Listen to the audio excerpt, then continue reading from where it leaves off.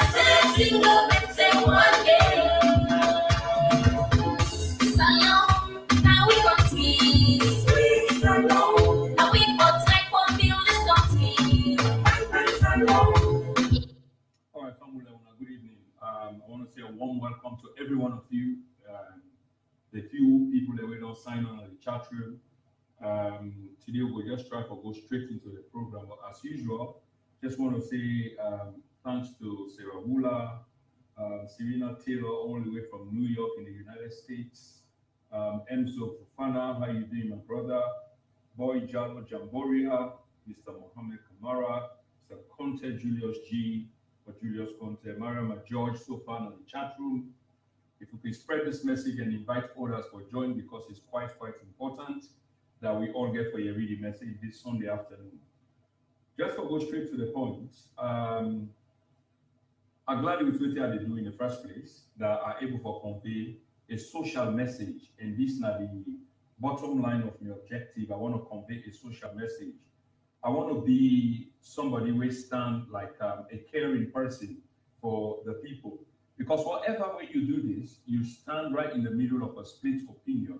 And some people are not really kind to you, but because you believe in a broader narrative and broader objective, so you continue to carry on with what you they do. Having said this, ladies and gentlemen, they get one famous Chinese proverb or Chinese philosophy where they call the yin and the yang. So now that the 91 represent the yin and the yang. That's basically the two approaches or the dualities of life. And if you listen to me, if you follow me other works, it's obvious that you will see that very evident in all that I say and all that I've been doing. So don't forget to spread this video.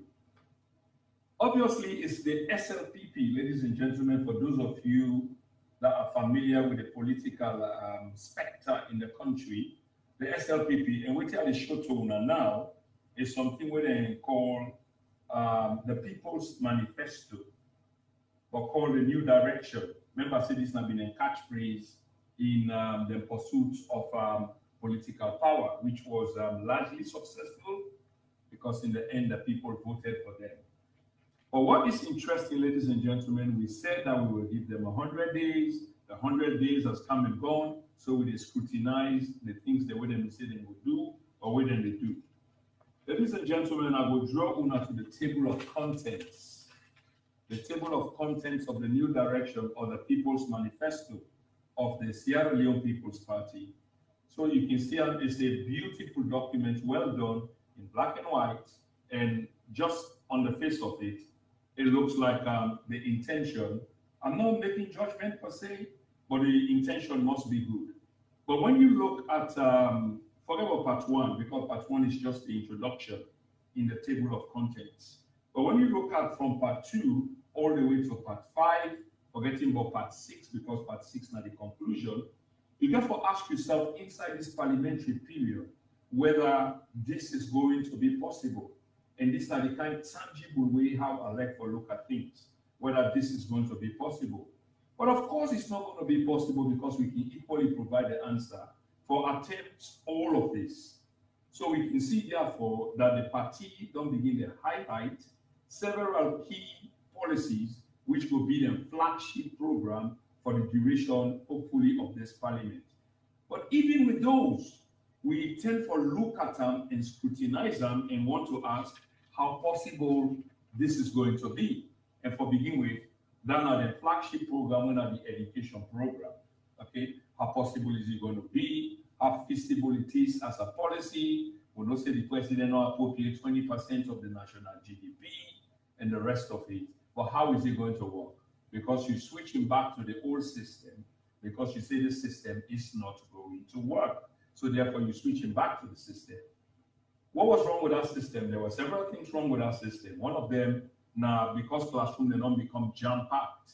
So what you're saying is you're going to be building more classrooms over a period of time. But even as you initiate this project, where in a month's time, that is in September, when at the school year, then obviously that flagship program of the SLPP will be coming to play. This is not just one thing what we want to talk about, but there are more important things that we're going to talk about, tonight. If you look at the headline there, not the headline, but part of the discussion for tonight, we talk about the genesis of corruption within the civil service. And the reason why we point to this, now on purpose, we do intentionally, which is, if part of the highlights of this government is going to be on corruption, and rightfully so, then we therefore look at several factors, and we therefore look at the way they want to approach this thing, because they look like it's holistic. We make them really difficult. We make the other party, which is the All People's Congress, they cry foul and witch hunting. And we will try to present a case where you, the audience, will therefore decide as to whether this is indeed witch hunting. So, okay, we go to the Sierra Leone civil services, okay? We know that we gained independence in 1961. This is just a quick visit to history. We know that we gained independence in 1961. And when we get independence from Britain, we're sure that we had everything intact. But we're not diverting into other areas tonight. We just strictly want to keep on with the civil services, because the civil services is key in this discussion that we are holding tonight. It's key in the discussion, or the discourse, the political discourse, the academic discourse that we are having on the country as a whole, okay? Everything else about the civil service was intact as we know it when we took over from the British colonial government. We know that the civil service was responsible for operations and the management of the entire government of the Republic of Sierra Leone. Back in the 50s and 60s, ladies and gentlemen, with all due respect to some of you in the forum, of course, you were not born, which gives you credit as being the younger side. But in the late 60s, in mid-60s, 60s, I was born, and these were our golden years that we really did enjoy. And this is what I'm talking about, that in the 50s and in the 60s, the civil service was a model for bureaucrats, okay? All the people that we aspire for be a bureaucrat did intend or aspire for going into the civil services. They were hardworking and devoted to duty. So we go back to those of you during that time, or shortly after that time, 50s and 60s, even in the 70s, those of you that came in the early 70s, and the mid-70s, you did see traces of this. that a civil servant was somebody who was devoted to duty and was reliable and was hardworking, ready and very professional for the discharge of a duty that was expected of them. Okay? But somehow, somewhere, things begin to go wrong.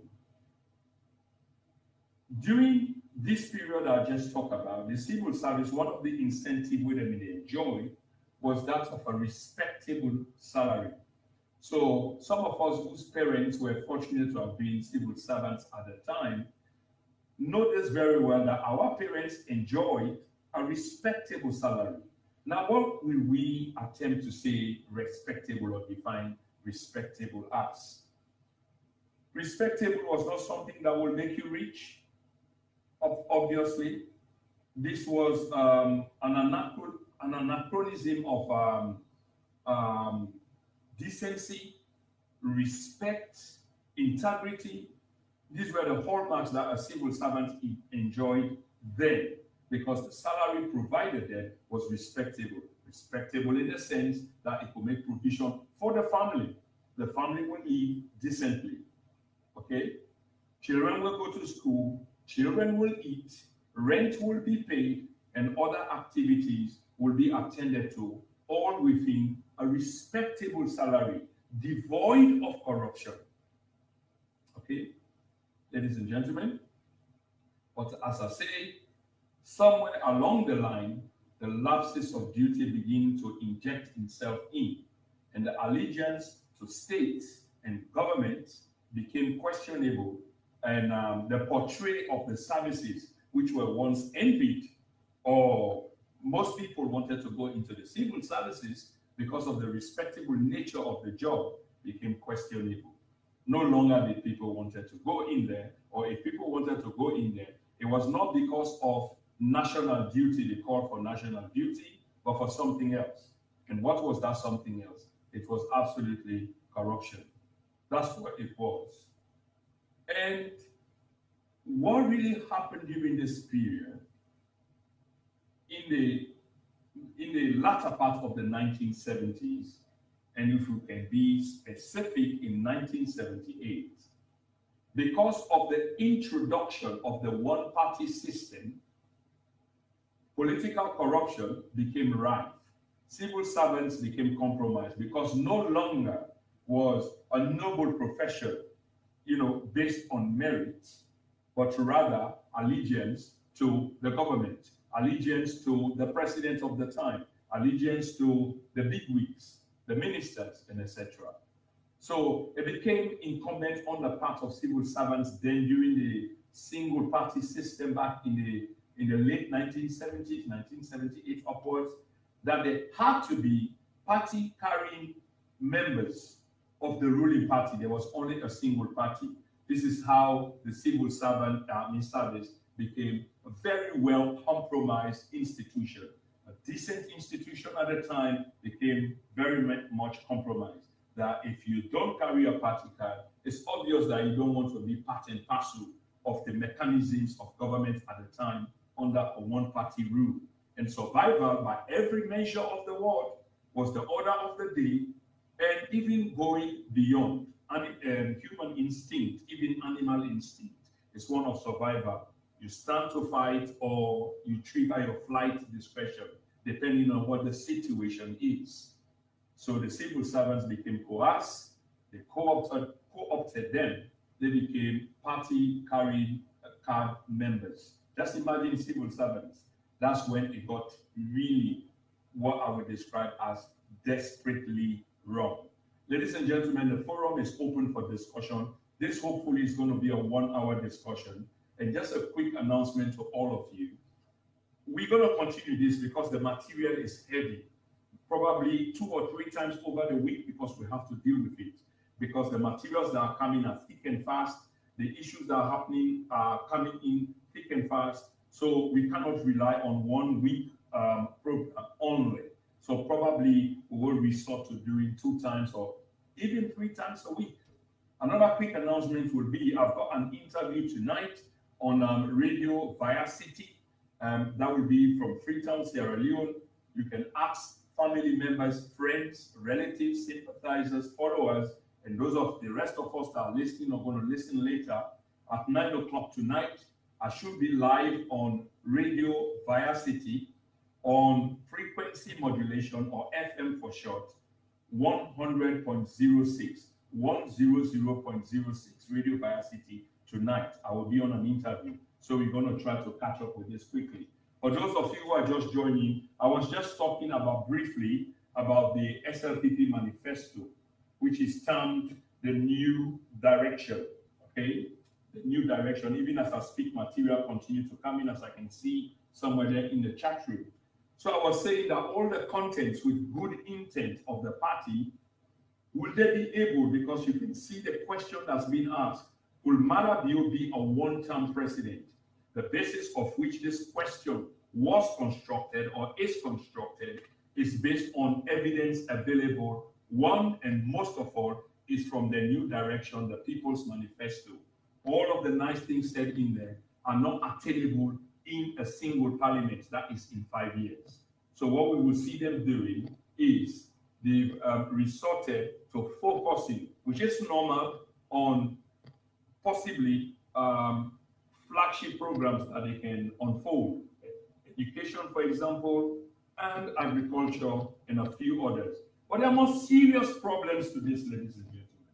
More serious problems to this, okay? The SLPP stands accused over the 100 days plus now counting of serious violence unleashed on the supporters of the former government. That's the All People's Congress. I repeat, the Sierra Leone People's Party, under the leadership of His Excellency, retired Brigadier Julius Maada Bio, stands accused by the former party of Ernest Bai Koroma, the ruling party then, that's the All People's Congress, for short known as the APC, of unleashing violence on its supporters, mainly in the south and southeast of the country, where the APC has got less of a representation, few other people. Ladies and gentlemen, we've been having these arguments on most times on the forums that most of us are on. These discussions are relevant, they are prominent, and it provokes a national sentiment in which some of the arguments are biased, some are on a national platform just looking for answers, whilst others are just simply partisanship. But what I want to disclose to you here tonight is the ruling party they admitted that there are violence, being offloaded, being done to former members or members of the All People's Congress. They mostly are the ones being targeted. So what they decided to do after a complaint from the former flag bearer of the party, Dr. Wilson Samora Kamara, the Secretary General of the party, Mr. Yansane, and the Deputy Leader, Mr. Minkailu Mansare, and others, they made a representation to the government. They complained, in short, to the government. The government saw through the complaint and accepted that they were going to form a cross-party commission, if you will like, in Parliament.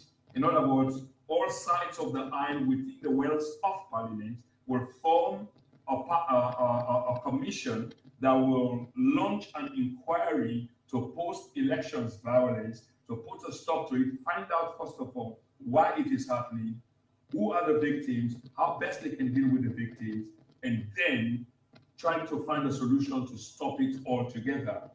But unfortunately, the post-election violence has continued. The good faith in which the government of the SLPP accepted what was proposed by the All People's Congress was later on reneged upon. Why? We are yet to hear from the party. But what we know, that cross-party commission that was meant to be formed is no longer the case, and people are still suffering from post-elections violence within the party. Ladies and gentlemen, this is critical that these issues must be addressed, and the APC has continued to complain to the ruling government. One of the other things that is worth bringing to light, ladies and gentlemen, is the All People's Congress, remember some time ago that when the parliament came into being, there was some confusion anyway. We must note in our minds that in a physical sense, the All People's Congress has got a majority of members in parliament as opposed to the other parties. So the APC has got majority of members in the parliament. It is simple mathematics. It's not rocket science that when it is broken down into numbers in terms of votes or voting within the wells of parliament, it's going to be about numbers, cross-party politics, speaking to each other to try to arrive at sections, or deliberations that they will eventually agree upon, how to go forward, how to take the nation forward, how to make the nationals be of some kind of benefit to some of the discussions or all of the discussions that they are having in the well of parliament. But to begin with, this is serious because this is where we begin to make the mistakes, and then going forward, it's never forgiven, and it becomes a vicious cycle, which are many.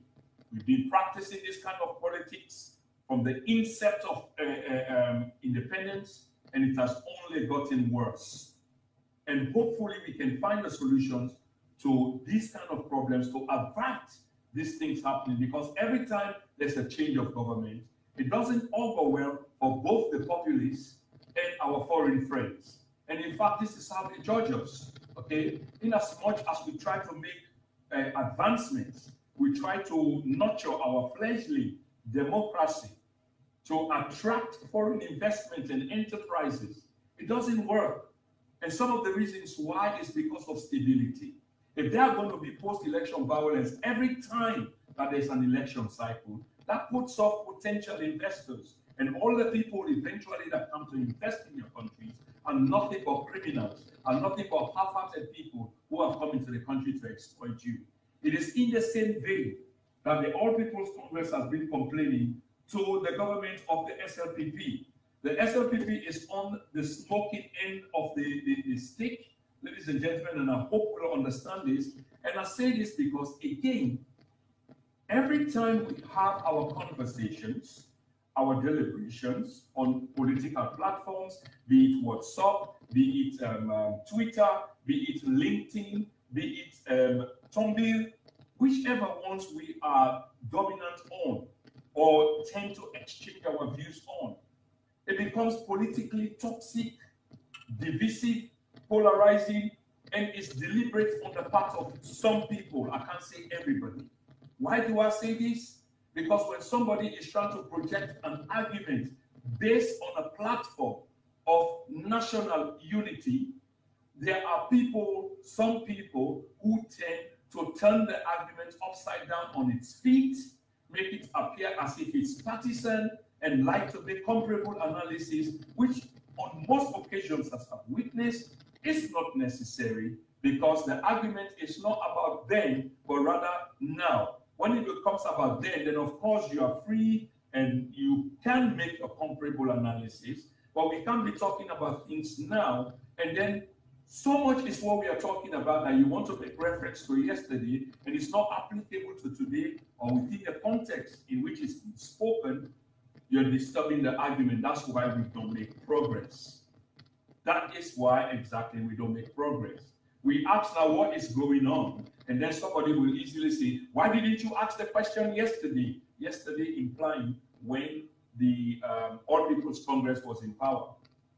But you fail to realize that when they were in power, there were people, not everybody, there were people who asked questions because they did not like the direction in which the party then was going, in which the government then was going. So there were people out of 7 million plus that asked those questions. So those same questions are being asked today of the present government, and some people don't like it. So they tend to turn the argument or make the argument lopsided. And this is unfair by every account. We should have a national conversation. Only when we disagree can we agree. But when we disagree, it must be on a relevant and academic intellectual basis, not on a partisan basis that you would defend to the extreme something which is extremely not right. A typical example will be the post-election violence. Okay? The government might not be responsible, but people might be doing it in their name. But they are the ones in power, in authority that can stop this. They have got the mechanisms, the tools of government, the tools of the state, the police, i.e. the army, to take care of these issues. It hasn't gotten out of hand yet, but the police surely can take care of it. And this is what links us into our next argument, which is, ladies and gentlemen, are we beginning to see the hallmarks, the beginning of a police state? Therefore, what is a police state? A police state is where the citizens are not allowed to exercise their rights by the powers that be. So in stopping you from exercising that right, that franchise of yours, that God-given franchise, and as provided by the Constitution, which is your right, they use the mechanisms, they use the instrument of state in this civilian way. They call on the police. So the police, instead of them providing, not all of them, ladies and gentlemen, but normally instead of them providing safety, providing you with your rights, they tend to come in and abuse those very rights. This is not new. This has been ongoing for ages.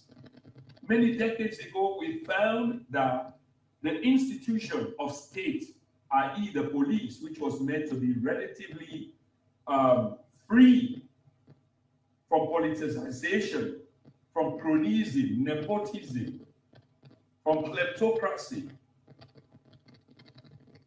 became gullible, became an instrument of the state.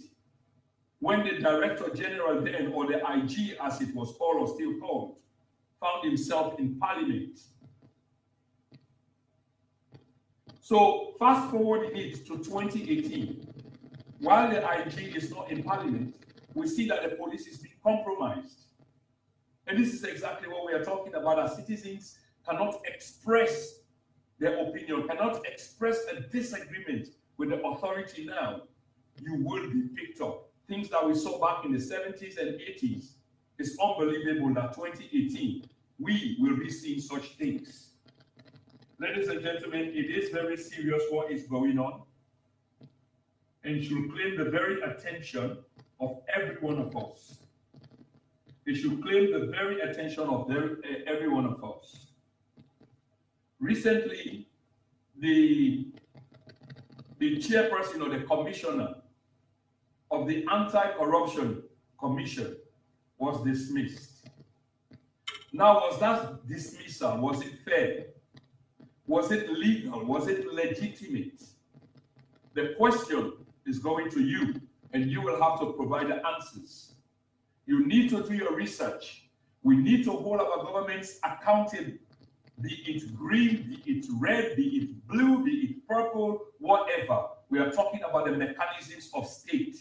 When they become compromised, that's why our institutions are never strong.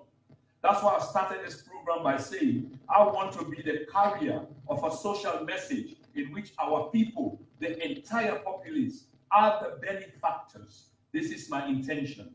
I want to be part of, or the carrier of the yin and the yang, which is the dualities of life. If you got X, you should have Y. There should be a balance. So the commissioner was dismissed. The question is, was he dismissed legitimately? This is why there is always a vicious cycle, because eventually somebody else will come, because nothing really lasts forever. Nothing lasts forever. The only change is change in itself. Everything else is subjected to go through some kind of changes. Everything that goes up must come down. These are scientific laws, rules that we know. And it is applicable in the social sense. Ladies and gentlemen, the question here today was the commissioner of anti-corruption, was his dismissal warranted? Of course, the party that dismissed him would say, yes, it was warranted. So we ask you the question, Was it legitimate? Because there are rules pertaining to that position. It's not just a position that exists. There are rules, just like most positions. We know some are at the pleasure, they serve at the pleasure of the president, but some positions are constitutionally mandated. Some positions are required by virtue of the parliament of the country to vote upon. Sometimes it needs a 2/3 majority for some action to be effected. And I think the corruption commissioner position is one of those. Just like the governor of the bank. You don't just hire the governor of the bank and fire him at will. No. So what was the motive behind this firing, ladies and gentlemen? What was it? I will leave this to you, because that's what we need to do. Sometimes you need to have someone that provides the questions or asks the questions, because some things we don't think of it as such. We talk about post-election violence. Of course, some people don't see it, that is happening. Some people just don't see it. Some people are so partisan that their judgment becomes clouded. You should not be asking it. Some people become colorblind because of affiliation. Some people are just on a nationalistic level, so they keep asking the questions because they require answers. And it's significant because going forward, these are things that comes to haunt us, that comes to affect us.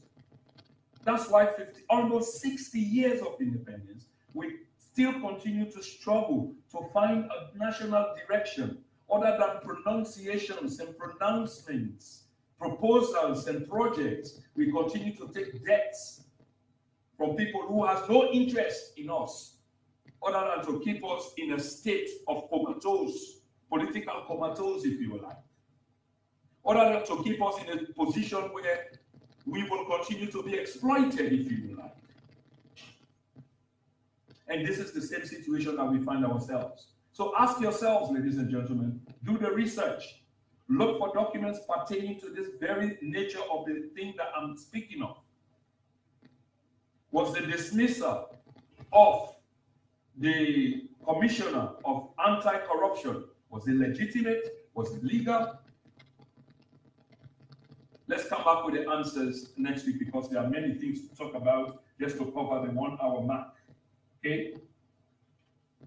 Another thing of major significance, ladies and gentlemen, is the way the government of the Sierra Leone People's Party under His Excellency, retired Brigadier Julius Maada Bio, has gone about dismissing, criminalizing, categorizing, caricaturing former leaders of the government. The position that he occupies today was once upon a time occupied by someone else, and his government's position that they occupy today was once upon a time occupied by others. But instead of applying the procedure, ladies and gentlemen, there has been a procedural impropriety in this case by many respects, and we make the argument, and then let's see what you as a people have got to say. Every government official that left power the last time when the APC was in power has still got their constitutional right, just like any citizen.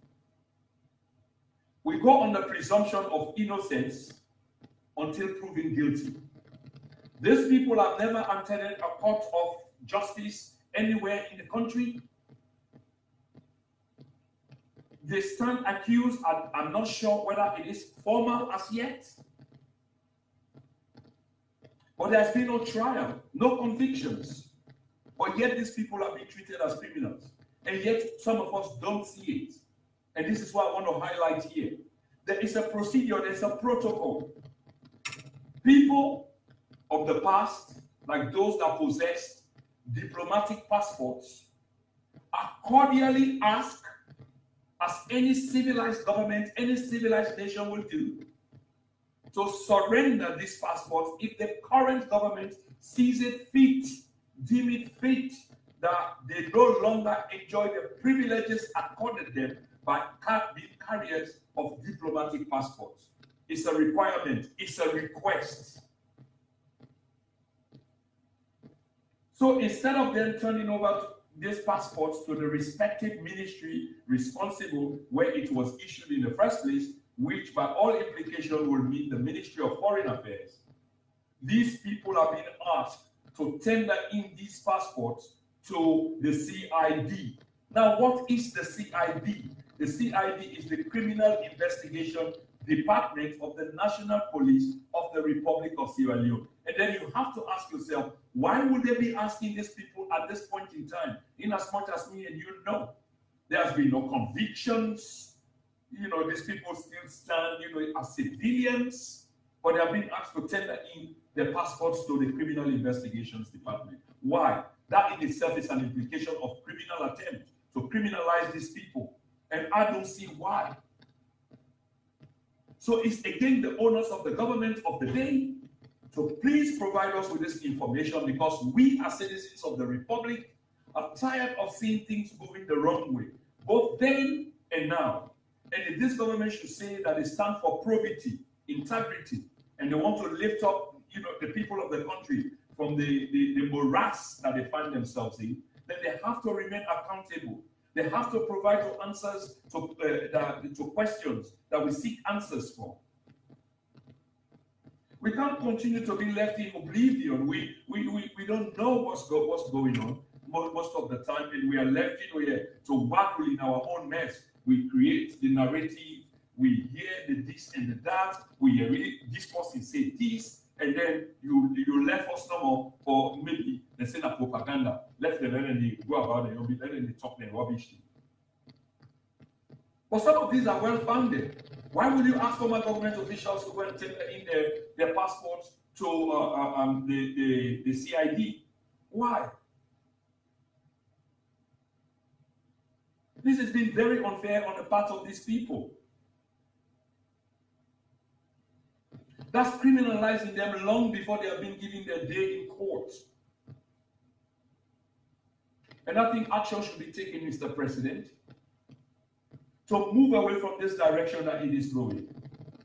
I have said here time and time and again, and I say it again, that the reason why I sit here, the reason why I speak, the reason why I take my time and probably, putting myself in this way, because I tend to understand the nature, the psychology of our people, a little bit of our politics, and where I find myself.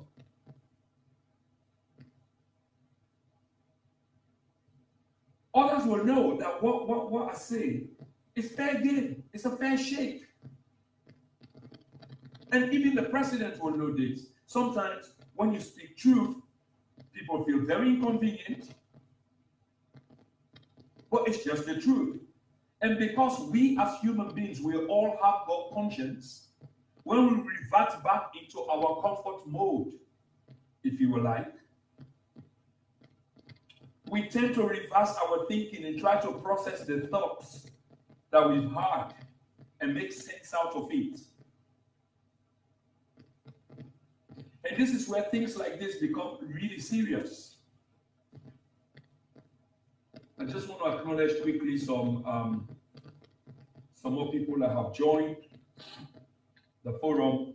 Mr. Ali Mans, my man BBK, Mary Kappa, Mr. Ali Mans, Julia Rogers, Rosalind Bangura, Donald Legrand, Elena Williams, Jared, David Lance, good that you're watching.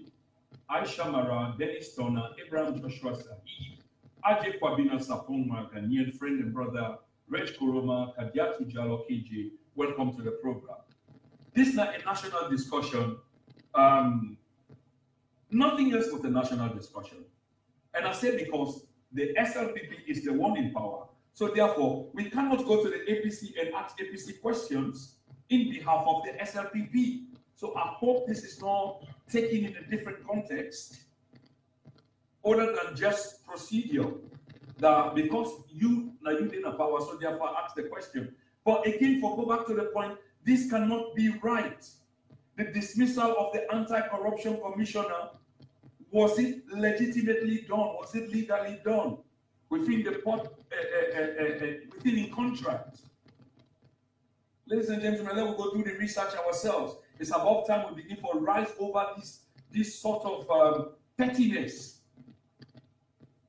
As I said earlier, that's why we never strengthen our institutions, because even though we come to power with good intent, but because we do it half-heartedly, it therefore becomes with malaise, with sickness, with problem going forward. And no sooner when we leave power and other people and become the occupants of this power, they tend to resort to the same thing. It becomes revenge 2.0 or 3.0, depending on the nature of the time. Why would you ask former government officials, diplomats? Now some of these diplomats are left languishing abroad, ladies and gentlemen, and this is important. They are left languishing abroad, not knowing what to do. Because the normal procedure would be to surrender your passport in a constitutional, civilized, legal sense to the authority that provided it to you in the first place through procedure, the Ministry of Foreign Affairs. Now these people are abroad. Who do I surrender my passport to? Why should I surrender to the criminal investigation department? Am I being investigated? Why am I being investigated, or will I be investigated? Such is the situation that has been created, that there has been a lack of trust and confidence. Hence why we ask the question, will this president survive a second term? Will he have a second term? Because if things are not going in the direction that it's supposed to go, then obviously there are questions. Remember, it's the same population that punished the All People's Congress because they took them for granted. They took them for granted.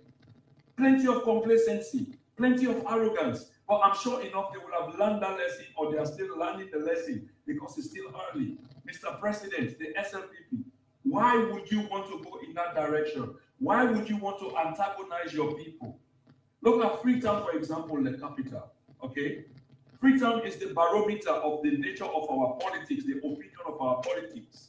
And the SLPP, of course, is no secret. The election result shows that, as it has been before, that the SLPP is not well voted for within the capital. And again, if we will look at the general election results, you will see that a significant number of people, percentile-wise, over 40%, never voted for you. Why then would you come with a kind of politics that sort of dividing the nation instead of providing some sort of support, some sort of cohesiveness, some sort of encouragement, so that we are all in this together? Why not? Again, why we ask the question whether could His Excellency be a one-term president. It's largely based on the new direction, which is your manifesto, which by all statement of intent is very good as we look at the forward or preface, or the content if you will like. But so compact it is that it's not achievable within a 5-year period that is this parliament. So you will then focus on flagship programs such as education. But then the education thing itself is now in itself questionable as to how you will go about it, because that's what we're looking at, Mr. President. That's what we're really actually looking at. Okay? Is it achievable? 20% of the national budget appropriated for this cause. Last week I spoke of the subsidy that has been removed. Where has that gone to? Is it being diverted to the education program? It's hard to speak about this because if you don't have people who are following on the level, then of course it becomes a problem. Like your anti-education, why would I be?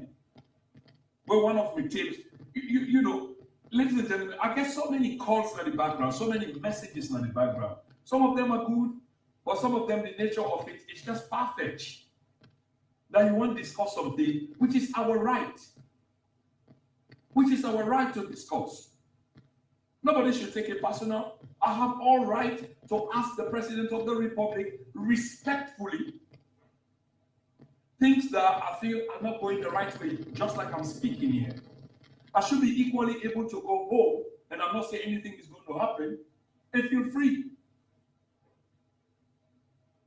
I wish the government well, but if they're going in the wrong direction, what is wrong with pulling them back and bringing them back to the right direction?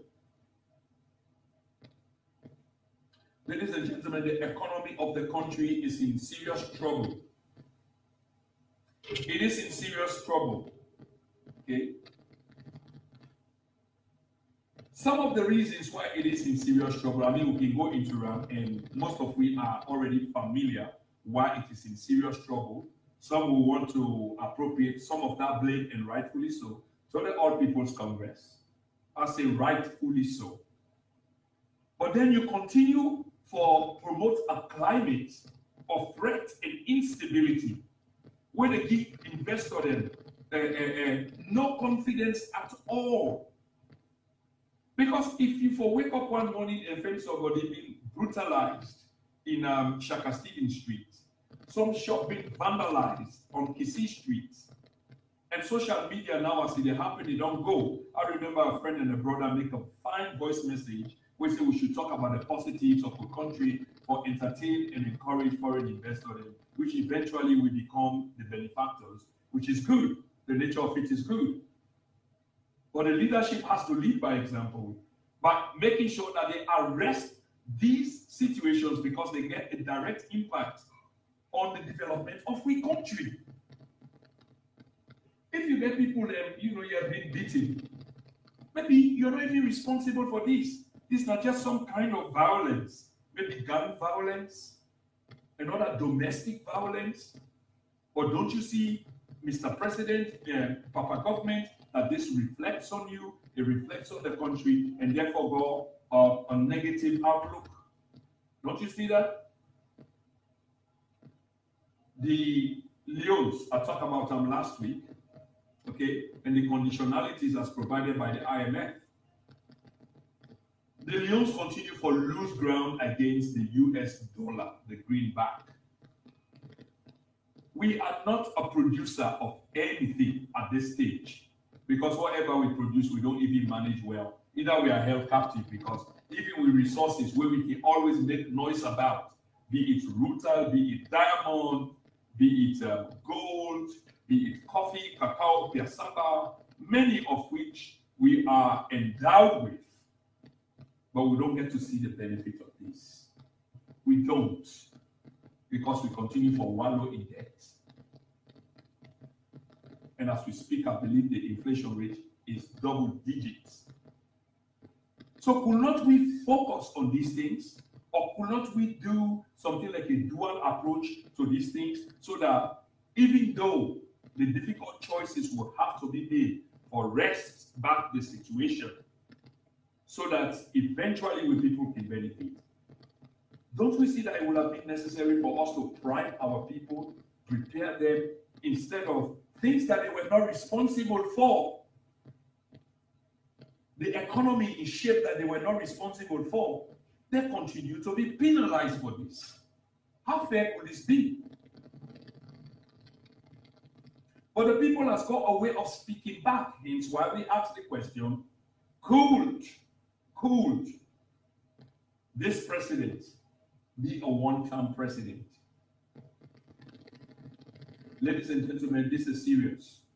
That is beginning to look like, from some incidents that I've seen myself, heard myself, a police state depriving a people of expression. Is it some fear? The last time was about cleaning. That became equally divisive. But don't we understand that people have got their rights? You cannot force people. That in itself is an abuse. But just because we don't have the right mechanisms in our country for our people to take action, it becomes negligible. But this in itself is wrong. So they use the suffer against the US dollar when at the global currency. So despite this appalling existing a situation where the government continue for do anything when they bring up kind of parliament, fellow. If we follow and we get this report, we know say it not emanate from there or it's not being taken seriously. And again, because the APC is the dominant party in the parliament. So whatever they come up with, whether not cross partisanship with other parties, NGC, C4C, it ends up nowhere because of absolute power as we kind of political system define. Ladies and gentlemen, we get 8 more minutes or 10 more minutes into this program, and I've learned. I've got an interview today, so I ask you all, please, people, if you can tell your family and friends back in Freetown, it will be on radio via city, on frequency modulation or FM for short, 100.06. Okay, I will be there live tonight and I will be speaking as usual, but just on issues pertaining to the country. Okay, that's what I want to talk about. That's why I opened this program with being the carrier of social news in the good for the people. I want to be the yin and the yang, the dualities of life. Ladies and gentlemen, this is serious. When I say serious, I mean it's serious. And all of these questions are now being asked and will require answers. We are requiring answers, ladies and gentlemen. It's not right that cross-party in parliament should be waved aside. That's not democracy. That's not democratic at all. There should be inclusivity. And of course, I'm in a little position and all I can do is appeal. So while we come towards the end of this program, and just a quick reminder again, the materials are many. So probably we will now switch from a 1 day a week program, we will gear up to 2 days in the first place. But because the material are so much and we don't want too much backlog, maybe it come a time where we might likely have 3 times a day. But the next one, anyway, step by step, take it as it comes. It will be like 2 days a week. We are also pretty much or pretty soon going to be going into a radio show. Pretty soon, we'll be launching the channel T&N. T&N is just for short, then and now. But make it a little bit, fancy. T&N channel or T&N news, whatever. We are coming up with that soon. It's in the pipeline. And with your support, hopefully this should be a reality. We are also coming up with a program very soon which will mirror question time. We've sought and approved, we've got the approval, we've got a location, a public location in London where we'll be hosting this program. So if you know what question time is, most of us know what question time is, that's how we're going to mirror the program so we can talk about issues, political issues, economic issues, social issues, daily bread and butter politics, everyday business. That's what we're going to be talking about. But I need your support. I must say, I need your support. You support me, I support the community. Support in the sense I'm not asking for funds. I'm just talking about your presence alone, about spreading the word. Let's do it in a pyramid form that everybody gets to hear the news. That in itself would be a very good thing. Ladies and gentlemen, the time is still early, so I've got a volume this stage. But it's still early, so I'm not going to be going deeply into this as at yet. That's why I've said that there is a likelihood that we might, double the number of shows that we are doing presently, which is from 1 to 2, and see what happens. Okay? We'll see what happens. There are so many accusations, there are so many things that are going on. There are things like executive actions, bypassing the Parliament of the Republic. Okay? Earlier on I said what took place in Parliament from the beginning of Parliament, but of course, it appears as if we forgot it, but it's documented, in which 68 members of the All People's Congress were expelled from Parliament. And not only expelled, and this is critical and significant, because during their absence, something historically happened. The Speaker of the House was elected. And it's interesting. We could be hypothetical about this, conspiratorial, or theoretical. But during their absence, the Speaker of the House was elected. Had they been there, would he have been elected? Again, was it a proper process? There are many things to be asked. So while there is a sense of semblance of state security from the present government of the Republic towards the people of Sierra Leone, but there are many other areas which are very much questionable, very, very much questionable. Okay, GTT report, we now know who are those that bought public office, public lands, public buildings, and etc. But not all of those names that made it into the report. We'll discuss that report in time to come in its probably entirety. Okay, that's why I say there is so much here for us to look into. So instead of executive orders, whilst we've got a parliament, why not use the parliament mainly?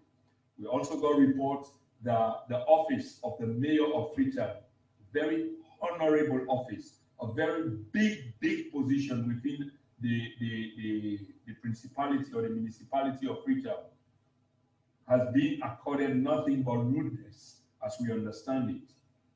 Mr. President, try and take hold, sir. Try and take hold. Some people in your government, as I said the last time, could be running amok, probably trying to impress you, but they're doing the wrong thing. Because in 5 years' time, or less than 5 years' time, the people once more of that country will be going to the ballots. You saw how APC was complacent, arrogant, and etc., and we see the consequent result. The people are not forgiving. Governments come and go, but the people remain. And in this light, ladies and gentlemen, it's been a pleasure. I know you would not like for it to end, but like I said, I've got a program tonight, and I'm really looking forward to that program. It's going to be an interview. It's going to be on Radio Bio City. Please tell your family and friends so that they can listen. It's going to be on channel, FM 100.06. And I've been your host and presenter, Prince Samuel Kroma. And I want to say thank you so much for joining the program. Hopefully on Wednesday, I will announce it before time. I will be coming again. But there's so much to talk about. The removal of 68 persons in Parliament.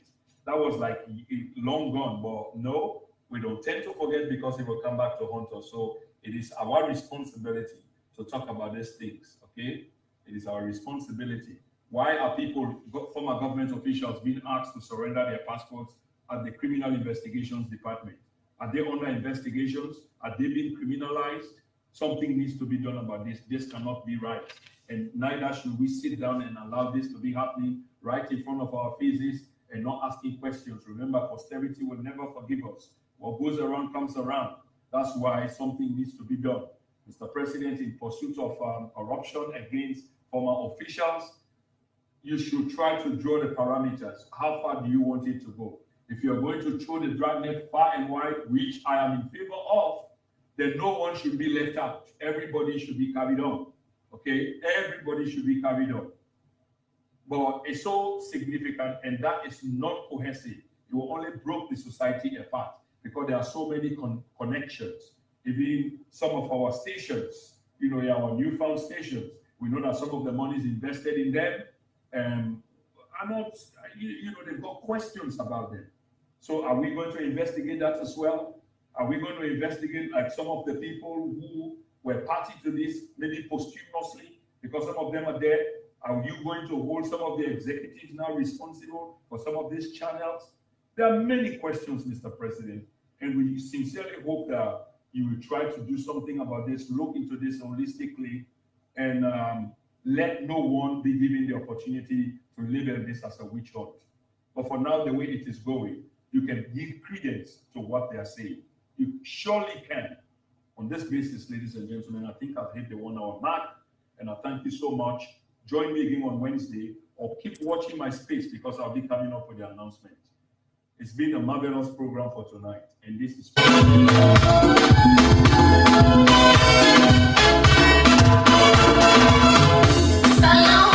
how we got tea. Salon, how we got time for the country.